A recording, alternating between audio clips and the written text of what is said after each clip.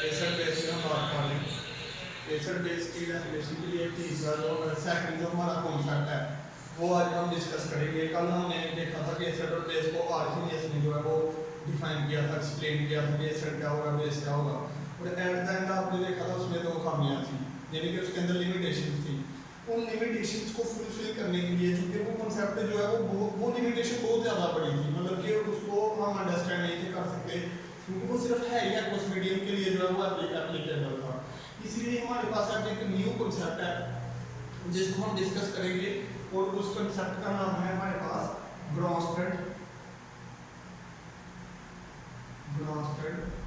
लोरी concept.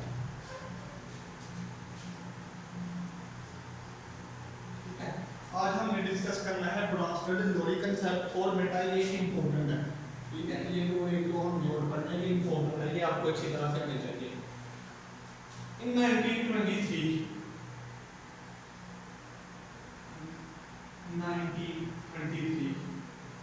1923 के अंदर and Danish chemist Brønsted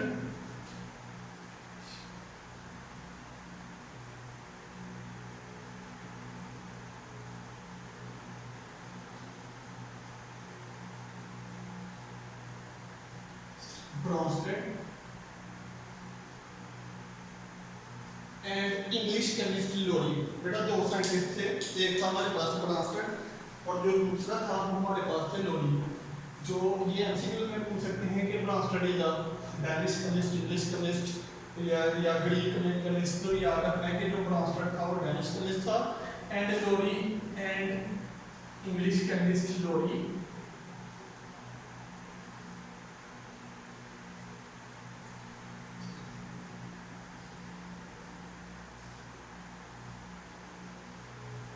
develop this concept. उन्होंने एक कॉन्सेप्ट दिया, ये हमारा इंट्रो है, इंट्रो में बात कर रहे हैं हम, ठीक है। इंट्रो में हम बात कर रहे हैं कि इन 1923 a Danish chemist Bronsted and English chemist Lorry presented a concept on acid and bases। अब ये कॉन्सेप्ट क्या था बेटा, इन्होंने सबसे पहले उसी तरह जैसे आर्किमिडीज ने एसिड को डिफाइन किया और फिर बेस को डिफाइन किया, इसी तरह जो है वो ब्रॉन्स्टेड लोरी ने सबसे पहले एसिड को डिफाइन किया। कैसे डिफाइन किया, हम यहाँ पर एसिड की डेफिनेशन देख लेते हैं। इनके मुताबिक क्या था एसिड, इन्होंने कहा था एसिड इज अ सब्सटेंस, कोई भी मादा, एटम, आयन और ए मॉलिक्यूल। बेटा कोई भी चीज, acid is a substance, atom, ion or molecule which donates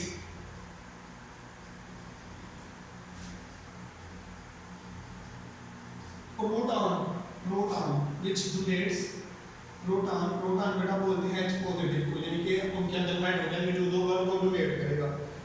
acid is a substance, atom, ion और ए मॉलिक्यूल, कोई भी मादा, कोई भी एटम, आयन हो या कोई मॉलिक्यूल हो, अगर जो प्रोटॉन डोनेट कर रहा है to another molecule किसी दूसरी शय को, तो अनदर किसी भी दूसरे को, अगर कोई मादा, एटम, आयन या मॉलिक्यूल प्रोटॉन को डोनेट कर रहा है किसी दूसरे को, तो बेटा ब्रॉन्स्टेड लोरी ने कहा था वो एसिड है। सिंपल सी डेफिनेशन है। तो इवन कि मैं, ठीक है, मैं सब्सटेंस सुना मादा कह सकते हैं, तो मैं अगर किसी दूसरी शय को प्रोटॉन ट्रांसफर कर दूं तो मैं क्या ब्रॉन्स्टेड लोरी के मुताबिक मैं भी एसिड हूं। देखिए इधर कोई वाटर की जरूरत नहीं है। इसी तरह उन्होंने बेस की डेफिनेशन की बिना हम एग्जांपल करते हैं, इसमें काफी ज्यादा कॉन्सेप्ट है। इसी तरह हमने बेटा बेस को भी डिफाइन किया था। उसी तरह बेस इज अ सब्सटेंस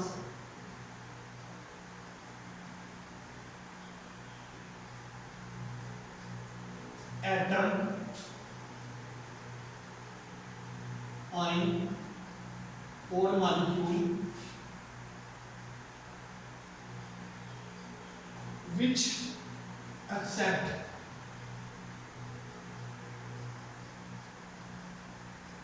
जो कबूल करे प्रोटॉन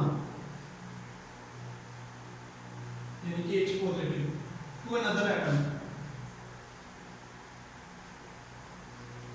इज कॉल्ड बेस। तो इस तरह हमने बेस को डिफाइन किया था। Base is a substance atom ion molecule which accept a proton to another substance या to another molecule या to another atom, कुछ भी हो सकता है। तो जो चीज प्रोटॉन को ट्रांसफर करेगी बेटा वो एसिड है, और जो प्रोटॉन को जो है वो गेन करेगी वो हमारे पास क्या है, बेस है। यहाँ पर सिर्फ बेस की डेफिनेशन में थोड़ा डिफर है। आर्मी इसने कहा था कि बेस जो है वो हाइड्रोक्सिल आयन को डोनेट करेगी, लेकिन ट्रांसफर में क्या क्या है कि हाइड्रोक्सिल आयन वाली जो है वो बेस नहीं है। बेस क्या होगी, जो प्रोटॉन को एक्सेप्ट करेगी उसको हम बेस का नाम दे दें। अब हम इसको एक एग्जांपल से डिस्कस करते हैं। हमारे पास एक एग्जांपल हम ले लेते हैं HCl, ठीक है, और उसका हम रिएक्शन करवा लेते हैं प्लस H2O के साथ। अब जब रिएक्शन होगा बेटा, रिवर्सिबल रिएक्शन होता है, वो भी आपको बताते हैं रिवर्सिबल रिएक्शन क्या है। HCl और वाटर दोनों जो है वो आपस में रिएक्ट कर रहे हैं बेटा। ये जो है ये H अपना प्रोटॉन, देखिए इसमें कितने हाइड्रोजन है, एक, इसमें कितने हैं, दो। अभी साइड पे जब रिएक्शन होगा बेटा ये वाला एक जो है प्रोटॉन ये कौन ले लेगा, ये वाटर ले लेगा, तो यहाँ पर कितने हो गए H3O, और बेटा ऑक्सीजन जब 3 बार बना लेता है तो एक चार्ज आ जाता है जिसको हम बोलते हैं पॉजिटिव चार्ज। तो यहाँ पर इसके ऊपर प्लस का चार्ज है, वो क्यों है, क्योंकि बेटा ऑक्सीजन ने जो है वो तीसरा बॉन्ड बना लिया। जब एक एटम अपने आप पेट से ज्यादा बॉन्ड बनाता है तो बेटा इसके ऊपर एक फॉर्मल चार्ज आता है। यहाँ पर मैं लिख देता हूँ कि ये क्या है हमारे पास, एक फॉर्मल चार्ज है जो कि वैलेंसी की वजह से हुआ है, फॉर्मल चार्ज, ठीक है। जब कोई एटम अपने आप पेट से ज्यादा बॉन्ड बनाता है और वो बॉन्ड अपना नोड पे डोनेट करके बनाता है तो बेटा वो जो चार्ज आता है वो पॉजिटिव होता है, वो एक फॉर्मल चार्ज है। ये जस्ट आपने ये नहीं याद रखना कि कैसे आ गया, क्यों आ गया, वो जब आप आएंगे या फिर हम बैठ के डिस्कस कर लेंगे। अब सिर्फ ये याद रखना है कि ये जो H3O के ऊपर प्लस वाला चार्ज है ये एक फॉर्मल चार्ज है, ठीक है। क्यों आया है, क्योंकि यहाँ पर ऑक्सीजन 3 बार बना रहा है, 3 हाइड्रोजन। अब यहाँ पर देखेंगे यहाँ से ये हाइड्रोजन इधर चला गया, पीछे क्या रह गया, क्लोरीन, तो बेटा यहाँ पर प्लस आ जाएगा Cl नेगेटिव। अब यहाँ पर देखें इधर हमने अब आपने इधर देखते हुए यहाँ पर बताना है कि एसिड कौन है और बेस कौन है। यहाँ पर देखिए HCl में पहले कितने प्रोटॉन थे, कितने हाइड्रोजन थे, एक, यहाँ पर कितने, दो। जब हम इधर पहुंचे तो इसमें 2 की बजाय 3, इसका मतलब इसने कबूल किया। तो अभी आपने डेफिनेशन में पढ़ा है कि ऐसी शय एटम या मॉलिक्यूल जो प्रोटॉन को कबूल करेगा वो क्या है बेटा, बेस है। तो यहाँ पर इस रिएक्शन में ये वाटर किसके तौर पर रिएक्ट कर रहा है, बेस के तौर पर, और HCl किसके तौर पर रिएक्ट कर रहा है बेटा, इसने डोनेट किया है। तो भी आपने पढ़ा है कि जो एटम या मॉलिक्यूल प्रोटॉन को डोनेट करेगा बेटा वो क्या होगा, एसिड होगा, ठीक हो गया। तो ये सिंपल सा कांसेप्ट था ट्रांसफर ऑफ क्लोरीन का। अब हम मजीद एग्जांपल करते हैं। CH3 COOH प्लस NH3, ये हम रिएक्शन कर लेते हैं और ये इनके दरमियान बेटा रिएक्शन होगा।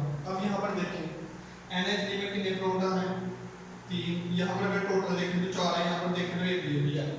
अब जब इन दोनों का बॉन्ड बनेगा तो ये जो है एसिटिक एसिड, इसको हम बोलते हैं एसिटिक एसिड, ये अपना प्रोटॉन बेटा इसको डोनेट कर देगा। जब डोनेट करेगा तो पहले 3 से 1 और आगे कितने हो गए, 4। अब यहाँ पर भी देखिए बेटा नाइट्रोजन 3 बार बनाता है, लेकिन इसने यहाँ पर अब एक और बॉन्ड बना लिया तो कितने हो गए, 4। और अभी आपको बताया जब कोई एटम अपने आप से ज्यादा बॉन्ड बना लेता है तो कौन सा चार्ज आता है, फॉर्मल चार्ज आता है, जो कि पॉजिटिव भी हो सकता है और नेगेटिव भी। तो यहाँ पर क्या बन जाएगा NH4, और ये यहाँ पर कौन सा चार्ज आ गया, पॉजिटिव। पीछे देखिए, पीछे क्या रह गया, सिर्फ ये वाला पोर्शन रह गया, प्रोटॉन तो चला गया plus CH3 COO negative, okay हो गया। अब यहाँ पर हमें देखना है कि एसिड कौन सा और बेस कौन सा, इन दोनों में देखना है इधर देखते हुए। आई थिंक आपको पता लग गया क्या होगा, लेकिन फिर भी हम देख लेते हैं। बेटा यहाँ पर इसने इसको प्रोटॉन दिया है, तो चूंकि ये दे रहा है तो आपने अभी पढ़ा है कि ट्रांसफर थ्योरी के मुताबिक जो प्रोटॉन ट्रांसफर करता है बेटा वो क्या है, एसिड है। तो ये यहाँ पर किसका नाम का है, एसिड का। यहाँ पर ये क्या कर रहा है, प्रोटॉन को कबूल कर रहा है, तो ये किसका काम कर रहा है बेटा, ये हमारे पास है बेस का काम कर रहा है। यहाँ तक कॉन्सेप्ट क्लियर हो गया, सिंपलीफाई हमने डेफिनेशंस को अंडरस्टैंड कर लिया। अब यहाँ पर हम मजीद एक जो है वो बड़ी इंटरेस्टिंग सी बात करने लगे हैं। अब कह रहा है कि ये जो रिएक्शन हो रहे हैं, ये जो मैंने 2 रिएक्शन आपके सामने लिखे हैं एसिड और बेस की, इसमें ये तो आपको क्लियर हो गया कि एसिड कौन सा बेस कौन सा। अब यहाँ पर एक न्यू चीज हम इंट्रोड्यूस करवाएंगे जो कि इसी का हिस्सा है, पहले आपको ये क्लियर होना चाहिए था। अब देखें कहते हैं ये जो रिएक्शन है ना, ये एक रिवर्सिबल रिएक्शन है। अब बेटा पहला चैप्टर हमने स्किप किया, वहां पर आपने बहुत ज्यादा ये पढ़ना था, लेकिन वो बहुत सिंपल है। देखिए मैं अभी आपको बताऊंगा, उधर का क्लियर हो जाएगा। बेटा रिवर्सिबल रिएक्शन कहता है कि ये जो रिएक्शन है, ये जो मैंने दोनों लिखे हैं, कहता है रिवर्सिबल रिएक्शन है। यहाँ पर हम सिंपल थोड़ी सी बात कर लेते हैं उससे लिहाज से ताकि आपको क्लियर हो जाए कि रिवर्सिबल क्या मतलब है। बेटा मोस्टली जो रिएक्शन होते हैं ना बेटा, ये आप थोड़ा सा समझे। रिएक्शन बेटा दो तरह के होते हैं, या तो बेटा होते हैं वो रिवर्सिबल, या फिर बेटा वो होते हैं इरिवर्सिबल। देखिए अभी आपको क्लियर हो जाएगा। बेटा रिवर्सिबल रिएक्शन क्या है, मैं आपको एक रिएक्शन बताता हूँ। ए प्लस बी इन्होंने मिला और बना दिया सी प्लस डी। अब ये रिवर्सिबल रिएक्शन है, क्यों? क्योंकि बेटा रिवर्सिबल रिएक्शन ऐसा रिएक्शन होता है जो दोनों सिद्धू में हो, ए और बी मिले और इन्होंने बना दिया सी और डी, और बेटा उसी वक्त सी और डी दोबारा मिलेंगे और क्या बना देंगे, ए और डी। तो ये दोनों डायरेक्शन में रिएक्शन हो रहा है, ये फॉरवर्ड आगे को भी जा रहा है और ये रिवर्स पीछे को भी आ रहा है। तो ऐसे रिएक्शन को आगे को भी जाए और पीछे को भी जाए, बेटा उनको क्या बोलते हैं, रिवर्सिबल रिएक्शन। तो ये देखिए ये भी रिएक्शन जो है रिवर्सिबल है, ठीक है। वो अभी हम बात करते हैं कि रिवर्सिबल कैसे है। इसके बाद दूसरा होता है बेटा रिवर्सिबल, अगर एक रिएक्शन हो रहा है ए प्लस बी मिलके इन्होंने बना दिया सी और ये दोबारा सी ए और बी नहीं बना रहा, तो ऐसे रिएक्शन को हम बेटा बोलते हैं इरिवर्सिबल, जो कि एक ही डायरेक्शन को चलते हैं। समझ आ रही है बात की?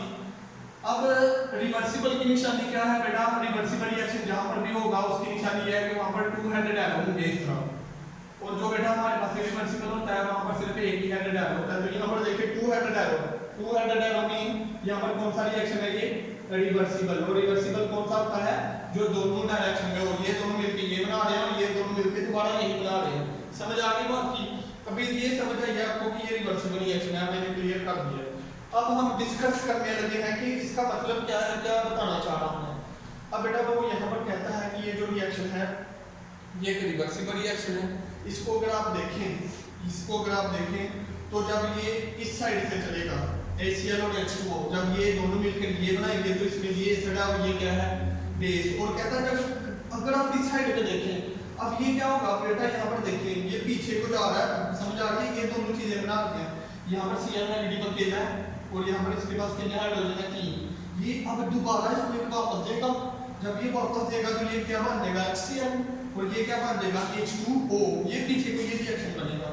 अब अगर हम इस साइड पे देखें कि इस साइड पे एसिड कौन है और बेस कौन है, तो यहाँ पर देखें प्रोटॉन किसने ट्रांसफर किया बेटा, अब ये वाला जो है ये एटम प्रोटॉन इसको ट्रांसफर कर रहा है, तो ये क्या पर यहाँ पर किसका काम कर रहा है, एसिड का।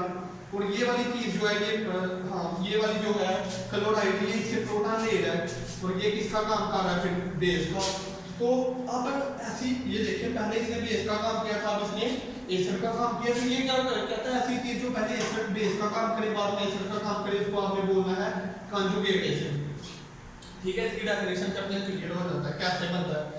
और ये देखिए ये जो क्लोराइड था पहले ये काम कर रहा था एसिड का, अब ये काम करने लग पड़ा है बेस का। तो ऐसी चीज जो पहले एसिड और बाद में बेस का काम करे बेटा, उसको आप बोलते हो कंजुगेट बेस। समझ आ गई बात की? क्लियर है? ये रिवर्सिबल की वजह से हो रहा है कि ये हमेशा याद रखना है, कंजुगेट का मतलब होता है exist in the form of pair, कि वो जोड़ों की शक्ल में पाए जाते हैं। ब्रांस्टर जोड़ी के कंसेप्ट में हर एसिड का जो है बेटा वो एक कंजुगेट बेस होता है और हर बेस का एक कंजुगेट एसिड होता है। याद रखना है कंजुगेट का मतलब ये होता है present in the form of pair. तो ब्रांस्टर जोड़ी के कंसेप्ट में हर एसिड का एक कंजुगेट बेस होगा बेटा और हर बेस का एक कंजुगेट एसिड होगा। इसी तरह इसमें आप आइडेंटिफाई करेगा कि कौन सा कंजुगेट एसिड है और कौन सा कंजुगेट बेस है। बाद में हम प्रॉपर डेफिनेशन से स्टार्ट करते हैं क्या, क्योंकि एक रिवर्सिबल रिएक्शन है। यहाँ पर जब इन दोनों ने रिएक्ट किया तो ये बना, यहाँ से क्लियर हो गया कि ये एसिड है और ये बेस है। अब बेटा ये दोनों रिएक्शन करके ये बना रहे हैं तो नजर आ रहा है कि यहाँ पर ये 4 है, यहाँ पर 3 रह गया, इसका मतलब है इसने इसको डोनेट किया। तो जो डोनेट करता है वो क्या होता है बेटा, हमारे पास एसिड पहले ये बेस का काम कर रहा था, अब ये एसिड का काम कर रहा है, तो कंजुगेट एसिड। अब यहाँ पर देखें ये वाली जो चीज है NH3, अब ये इधर कंजुगेट एसिड। अब ये देखें CH3COO पहले इसका नाम क्या था, एसिटिक एसिड एसिड का। अब यहाँ से ये NH4 से एक प्रोटॉन को दोबारा वापस ले रहा है, इसका काम कर रहा है कंजुगेट बेस का। तो ये देखिए वही पेयर बन गया, हर एसिड का कंजुगेट बेस और हर बेस का कंजुगेट एसिड होता है। अब हम इनको ना प्रॉपर एक डेफिनेशन से फिर हम इसको मजीद इसी पे बात करते हैं, ठीक है। प्रॉपर हम मैं आपको इसकी डेफिनेशन लिखता हूं कि कंजुगेट एसिड क्या होता है, कंजुगेट बेस क्या होता है। सबसे पहले हम देख लेते हैं conjugate base.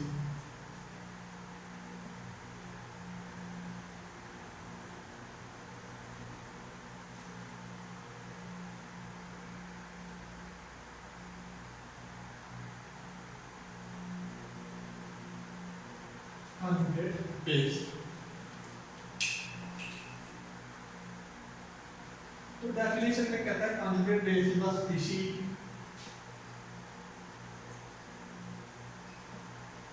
conjugate base is a species formed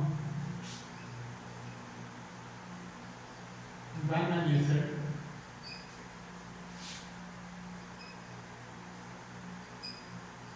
donates its proton।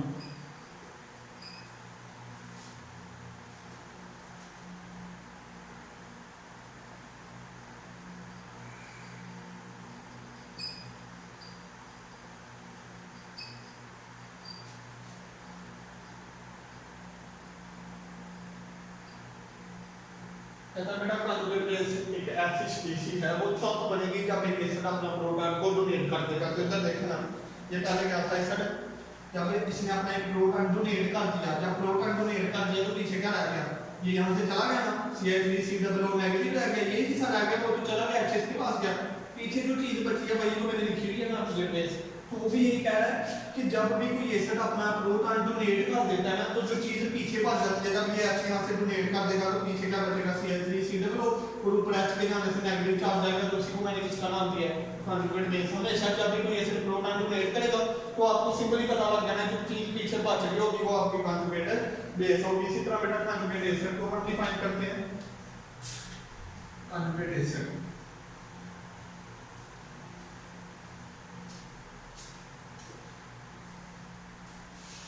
अब बेटा इसकी भी डेफिनेशन हम उसी तरह करेंगे। Conjugate acid is a species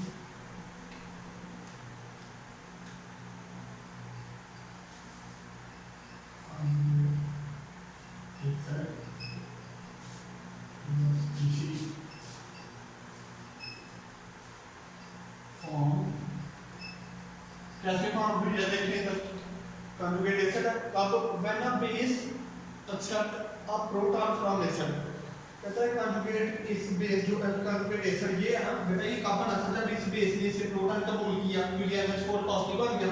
तो डेफिनेशन में क्या कह रहा है, कहता है जब एक बेस किसी एसिड से प्रोटॉन को कबूल कर लेती है तो जो चीज बनती है वो कंजुगेट क्या होती है एसिड। तो conjugate acid is a species found when a base accept a proton from an acid। जब एक एस जो हमारे पास बेस होती है बेटा वो किसी एसिड से प्रोटॉन को कबूल कर लेती है तो जो चीज बनती है वो मेरे पास क्या बन जाती है कंजुगेट एसिड बन जाती है। एक रिएक्शन से जो है हम इसको क्लियर कर लेते हैं, कौन सा रिएक्शन लिखें, चलिए ये वाला रिएक्शन लिख लेते हैं, इसमें आप क्लियर करेंगे CH3COOH प्लस H2O। अब आपने इसमें मुझे बताना है कि एसिड कौन सा होगा, बेस कौन सा होगा, कंजुगेट एसिड कौन सा होगा, कंजुगेट बेस कौन सा है। यहाँ पर अगर आप डेफिनेशन में लिखना चाहते हैं conjugate base is a species found when an acid donates proton to a base, base आगे लिखना चाहते हो लिखते हो, वैसे बुक पे लिखा हुआ है। अब बेटा देखिए यहाँ पर सिंपल आपको पता है कि ये जो है अपना प्रोटॉन इसको डोनेट करेगा, जब डोनेट करेगा तो क्या बन जाएगा H3O पॉजिटिव और पीछे ये रह गया प्लस CH3COO नेगेटिव। अब इसमें मुझे बताएं ये प्रोटॉन बेटा इसको डोनेट कर रहा है तो ये क्या होगा एसिड। और डेफिनेशन क्या है कंजुगेट इसकी बेस की, conjugate base is a species found when an acid donate. अब जब इसने अपना प्रोटॉन डोनेट कर दिया पीछे तो पीछे क्या रह गया CH3COO नेगेटिव, जो चीज पीछे रह जाती है बेटा वो क्या होती है, तो ये क्या होगा कंजुगेट बेस। समझ आ गई बात की, अगर नहीं आएगी तो आपने को WhatsApp पे मुझे मैसेज करना है। अब यहाँ पर ये देखें बेटा ये इसे प्रोटॉन का कबूल कर रहा है, ये वाला प्रोटॉन ले रहा है, पहले 2 3 कितने हो गए 3, तो ये क्या हो गया हमारे पास किसका काम किया एसिड स्टेराइड जो प्रोटॉन को कबूल करेगा वो बेस है। अब यहाँ पर ये देखिए बेटा अब ये हमारे पास बन गया कंजुगेट एसिड, क्यों है क्योंकि कहते हैं conjugate acid is a species found when a base accepted proton from, जब ये बेस इससे प्रोटॉन कबूल कर लेगी, जब कबूल करेगी तो यहाँ पर H2 है, यहाँ पर क्या हो जाएगा H3O पॉजिटिव। तो कहते हैं जब भी कोई बेसिक प्रोटॉन कबूल करेगी तो जो चीज न्यू बनेगी, इसने यहाँ से प्रोटॉन लिया और ये बनी, तो कहते हैं जो चीज न्यू बनेगी बेटा वो आपका क्या होगा कंजुगेट एसिड होगा। एसिड। तो ये हमारे पास क्या है, कंजुगेट एसिड। ये वो तो क्या आपको समझ आ गई होगी, नहीं भी आई तो आप दोबारा, हर एसिड का बेटा एक कंजुगेट बेस होता है और हर बेस का एक कंजुगेट एसिड होता है। ये हमेशा पेयर की फॉर्म में एग्जिस्ट करते हैं। कंजुगेट का मतलब क्या होता है, present in the form of a pair. अब बेटा यहाँ पर आपने इसी तरह याद करना है, सबसे पहले इंट्रो डेफिनेशन के बाद एक दो एग्जांपल, उसमें रिवर्सिबल रिएक्शन का आपको मैंने बता दिया कि दोनों डायरेक्शन में हो गए इसलिए बुक में वर्ड रिवर्सिबल का। उसके बाद ये तो लाजमी पेपर में आता है कंजुगेट एसिड और बेस की डेफिनेशन, या फिर रिएक्शन आएगा उसमें बताएंगे कि बताएं इसमें कंजुगेट एसिड कौन सा है या कंजुगेट बेस कौन सी है, ये आपने प्रैक्टिस करनी है। उसके बाद यहाँ पर बेटा एक बहुत इंपॉर्टेंट चीज़ है जो यहाँ पर न्यू जो है वो इंट्रोड्यूस करवाने लगे हैं हम बेटा, वो है एम्फोटेरिक। जो न्यू चीज अब हम डिस्कस करेंगे इसी टॉपिक में, amphoteric species.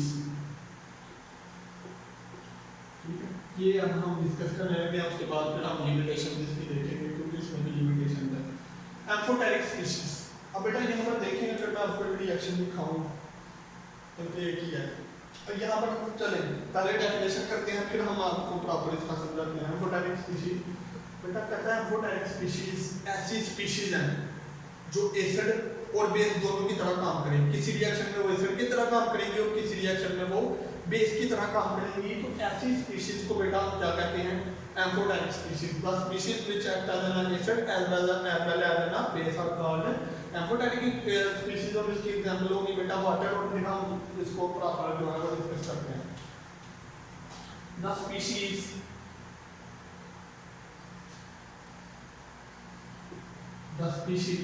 which act as an acid, which act as an acid as well as act as an base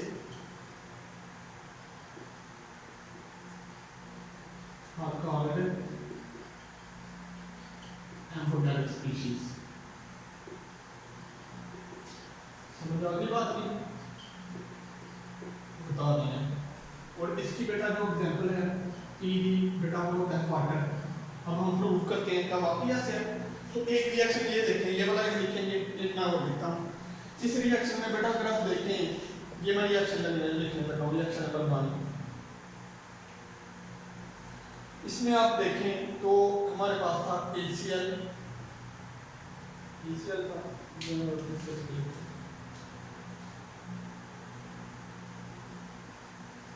plus H2O,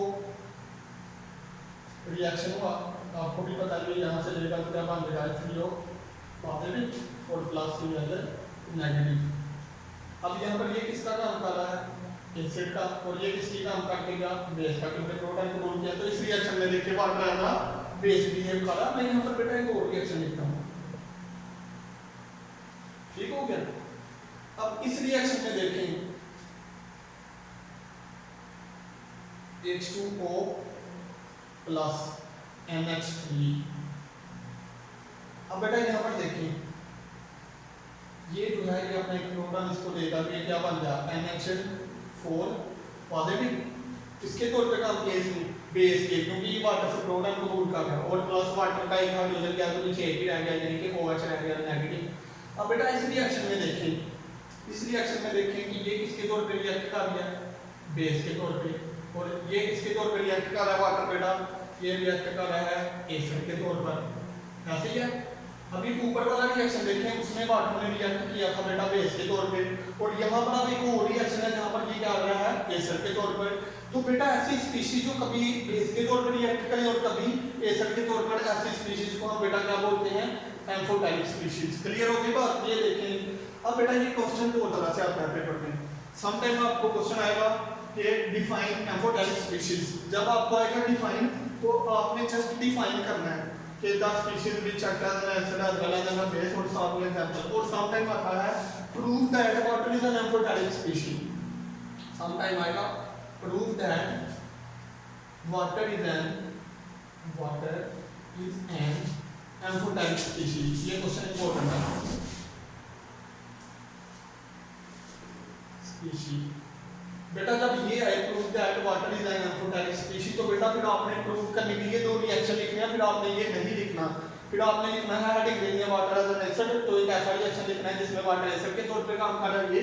और जब आपसे आपने फिर हेडिंग देनी है वाटर एज एन बेस, और फिर एक ऐसा रिएक्शन लिखना है जिसमें वाटर बेस के तौर पर एक्ट कर रहा है, तो फिर ये लिखेंगे। जब ये दो रिएक्शन लिखेंगे तो बेटा इससे प्रूव हो जाएगा कि वाकई ही वाटर जो है वो एम्फोटेरिक है, क्योंकि वो एसिड और बेस दोनों की तरह काम कर रहा है। उसके बाद बेटा इसकी लिमिटेशंस, तो वो मैं यहाँ पर थोड़ी सी डिस्कस कर देता हूँ, क्योंकि वो एक ही लिमिटेशन है इसकी, और इसको हम ऐड करते हैं लिमिटेशंस। बेटा लिमिटेशन क्या है? पिछले कॉन्सेप्ट की लिमिटेशन ये थी कि एक तो वो जो था हमारा कॉन्सेप्ट था ओरिजिनियस का, वो सिर्फ एक्वस मीडियम के लिए एप्लीकेबल था, यानी कि एसिड या बेस को चेक करना तो वाटर ऐड करना पड़ता है। पहली खामी इसने दूर किया, कैसे? हमें देखे एसिड और बेस में कोई वाटर डाल के हमें चेक नहीं करना पड़ा, हम सिर्फ ये देख रहे हैं कि अगर प्रोटॉन डोनेट कर रहा है एसिड है और प्रोटॉन एक्सेप्ट कर रहा है तो बेस है, कोई वाटर तो नहीं ऐड किया। इसका मतलब पहली लिमिटेशन इसने खत्म की। सेकंड थी कि कार्बन डाइऑक्साइड या सल्फर डाइऑक्साइड या NO2 बाइनरी कंपाउंड जो थे ऑक्सीजन के, वो एसिडिक नेचर के थे, लेकिन आर्यनियस ने उसको डिस्कस नहीं किया। और NH3 जो कि बेसिक नेचर का था, उसको भी उसने डिस्कस नहीं किया। ये दूसरी खामी थी। अब पहली खामी तो जो है वो ब्रास्टन लोडी ने क्लियर कर दी कि जो है वो नजरिया नॉन एक्वस मीडियम में भी उसने कैसा कंसेप्ट दे दिया, जो नॉन एक्वस मीडियम यानी कि पानी के बगैर भी एसिड और बेस का बता रहा है। सेकंड उसने खामी दूर किया बेटा NH3 जो कि आर्यनियस नहीं था बता पाया कि ये बेस है, ब्रास्टन लोडी ने बता दिया देखिए NH3 बेस है। क्यों बेस है? क्योंकि प्रोटॉन को गुल कर दिया। अब एक खामी रह गई है, वो क्या है बेटा? वो ये है कि this concept can not explain, this concept can not explain the nature of SO3 as an acid and CaO calcium oxide metallic oxide is a base। बेटा ये इसमें खामी रह गई है। कहते हैं ये जो मेटालिक ऑक्साइड है, इंट्रोडक्शन में पढ़ा था कि जो मेटालिक ऑक्साइड होते हैं वो बेसिक होते हैं और जो ऑक्सीजन के कंपाउंड होते हैं वो ये खामी नहीं, ये अभी भी ये बता पाया कि CO2 या SO3 या SO2 क्यों एसिडिक है, और ये जो CaO है ये क्यों बेसिक है। बाकी इसने सारा क्लियर कर दिया, फिर भी इसमें ये खामी रह गई है। तो ये इंपॉर्टेंट है लिमिटेशन या इसका ड्रॉबैक। ठीक है, तो ये था बेटा आज का हमारा। मैं रिपीट का एक बार आपको ना जो रिवाइज कर देता हूँ ताकि समझ आ जाए। बेटा सबसे पहले आपने ब्रास्टन लोडी का कंसेप्ट है, इंट्रोडक्शन में बात करेंगे नहीं, इंट्रोडक्शन में हमने सिर्फ ये देखना है कि ये जो लिखा हुआ है कि किसने प्रेजेंट किया था कब। एसिड की डेफिनेशन है, एसिड जो है वो ऐसी स्पीशीज एटम है जो दूसरे को प्रोटॉन डोनेट करेगी, एसिड होगी, जो लेगी वो बेस। ये रिएक्शन हमने की, इसने प्रूव किया कि एसिड है क्योंकि प्रोटॉन डोनेट कर रहा है, ये बेस है क्योंकि प्रोटॉन एक्सेप्ट कर रहा है। फिर हमने कहा कि ये जो रिएक्शन है रिवर्सिबल रिएक्शन है, वो आपको बताया था रिवर्सिबल क्या होते हैं, जो दोनों डायरेक्शन में चले। तो वहां से एक बात पता चली थी कि हर एक एसिड का एक कॉन्जुगेट बेस होता है और हर बेस का एक कॉन्जुगेट एसिड होता है, यानी कि पेयर की फॉर्म में एग्जिस्ट करते हैं। ये एक पेयर कॉन्जुगेट एसिड और बेस, और ये एक पेयर यानी कि पेयर की फॉर्म में। फिर हमने डिफाइन किया कि रियली डिफाइन किया कि कॉन्जुगेट बेस क्या होता है। हमने कहा कॉन्जुगेट बेस एक ऐसी स्पीशीज है वो तब बनती है जब एक एसिड अपना प्रोटॉन डोनेट कर देता है किसी बेस को। जब वो प्रोटॉन डोनेट कर देगा एक एसिड और जो चीज पीछे रह जाएगी बेटा वो कॉन्जुगेट बेस है। इसी तरह हमने कहा कॉन्जुगेट एसिड क्या है, कहता है कॉन्जुगेट एसिड एक ऐसी स्पीशीज है वो तब बनती है जब एक बेस क्या करती है, प्रोटॉन एक्सेप्ट कर लेती है एसिड से। तो जो चीज प्रोटॉन एक्सेप्ट करने के बाद जो चीज बनेगी बेटा वो कॉन्जुगेट एसिड है। रिएक्शन में देख लेते हैं, यहाँ पर देखिए इसने प्रोटॉन डोनेट किया तो पीछे रह गया CH3COO, तो ये क्या है, कॉन्जुगेट बेस है। इसने क्या किया है बेटा, एसिड से प्रोटॉन जो है एक्सेप्ट किया तो एक न्यू चीज बन गया जो कि क्या है, कॉन्जुगेट एसिड है, यानी कि वही वाली डेफिनेशन ही फुलफिल की है मैंने। उसके बाद बेटा हमने एक न्यू चीज जो थी देखनी थी, वो थी बेटा एम्फोटेरिक स्पीशीज। और एम्फोटेरिक स्पीशीज में बेटा मैंने आपको बताया ऐसी स्पीशीज जो एसिड और बेस दोनों की तरह रिएक्ट कर सकती हैं। एम्फोटेरिक स्पीशीज है, इसकी एग्जांपल वाटर थी। फिर हमने प्रूव किया कि वाकई वो अपना एम्फोटेरिक है। तो बेटा हमने दो रिएक्शन लिखे जिसमें एक में वाटर बेस के तौर पे रिएक्ट कर रहा है, एक में एसिड के तौर पे, तो जिससे प्रूव हो गया कि वाकई वाटर एक है एम्फोटेरिक स्पीशीज। और एक बात याद रखना है, एक रिएक्शन में वाटर या तो एसिड रिएक्ट करेगा या बेस, एक ही वक्त पे दोनों काम नहीं हो सकते। तो आगे बेटा इसकी लिमिटेशन थी कि इसने SO3 जो कि एसिडिक नेचर का और CaO जो कि बेसिक नेचर का, इनकी नेचर को एक्सप्लेन नहीं किया। इसमें अगर आपको कोई यहाँ से समझ नहीं आएगा आपने रीड करना सारा जो चीज़ आपको मैंने बिल्कुल याद आपने यही करना जो आपको समझा है। जो अगर फिर भी मसला होगा तो आपको बता देना। चलते रहिए लख गाड़ी ठीक पूरा आ गया ना? थल्ले थल्ले भी आके पड़ा है हाँ सही चलिए पिछू करोगे तो फिर ज़्यादा सही है ना नहीं इतने साफ बिल्कुल साफ छू करोगे स्क्रीन पूरी है फिर हाँ ठीक फिर हम कर दो काट दो और